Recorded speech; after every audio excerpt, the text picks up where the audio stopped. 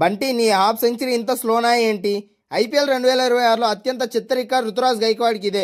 IPL 2026 సీజన్లో వరుస వైఫల్యాలతో సతమతమవుతున్న Chennai super kings captain Ruturaj Gaikwad ఎట్టకేలకు ఫామ్లోకి వచ్చాడు.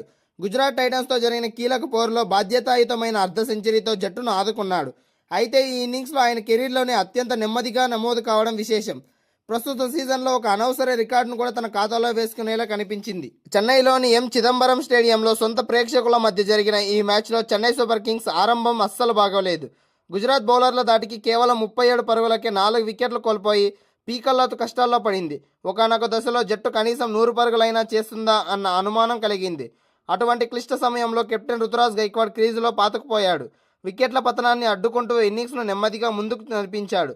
గత 7 ఇన్నింగ్స్లో ఒక్కసారి కూడా 30+ రన్స్ స్కోర్ దాటకపోయినా రుతురాజ్ గైక్వాడ్ ఈ మ్యాచ్లో మాత్రం ఓర్పుగా ఆడాడు. 2026 సీజన్లోని అత్యంత నెమ్మదైన అర్ధ సెంచరీతో గైక్వాడ్ తన అర్ధ సెంచరీని నమోదు చేసుకోవడం ఏకంగా 49 బంతులు తీసుకున్నాడు.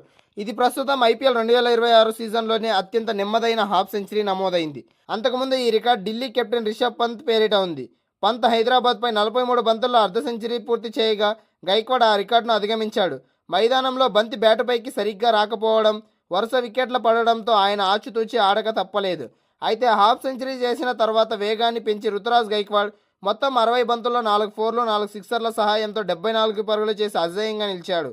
ఈ మ్యాచ్లో చెన్నై బ్యాటర్లు పరుగులు తీయడానికి చాలా ఇబ్బంది పడ్డారు. జట్టు స్కోర్ 50 పరుగులకు చేరుకోవడానికి ఏకంగా 12 ఓవర్లు పట్టింది. ఐపీఎల్ చరిత్రలో చెన్నై జట్టుకు ఇది రెండో అత్యంత చెత్త స్కోర్గా నిలిచింది. 2011లో బెంగళూరుపై 12.1 ఓవర్లలో 50 పరుగులు చేసిన చెన్నై మళ్ళీ ఇన్నాళ్ల తర్వాత ఇంతటి గడ్డు పరిస్థితిని ఎదుర్కొంది. రుతురాజ్ గైక్వాడ్ మినహా మిగతా ఆటగాళ్లు ఎవ్వరూ గుజరాత్ బౌలింగ్ను సమర్థవంతంగా ఎదుర్కోలేకపోయారు. రుతురాజ్ గైక్వాడ్ ఆఖరి వరకు క్రీజ్లో ఉండడంతో చెన్నై జట్టు నిర్ణీత 20 ఓవర్లలో గౌరవప్రదమైన స్కోరును సాధించగలిగింది.